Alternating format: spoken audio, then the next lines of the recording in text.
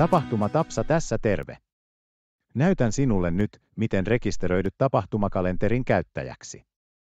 Aloitetaan kalenterin etusivulta, jossa näet oikealla yläkulmassa kirjaudu-linkin. Klikkaa tästä linkistä. Näet nyt kirjautumisruudun. Klikkaa Luo tililinkkiä. Päädyit nyt Luo tilitoimintoon. Katsotaanpa tätä tarkemmin. Täytä aluksi etu- ja sukunimesi. Lisää sähköpostiosoitteesi. Tee tämä vielä uudelleen sen oikeellisuuden varmistamiseksi. Lisää sitten edustamasi organisaation nimi ja luo itsellesi salasana. Hyväksy lopuksi vielä käyttöehdot ja klikkaa Luo tili. Tilisi on nyt valmis.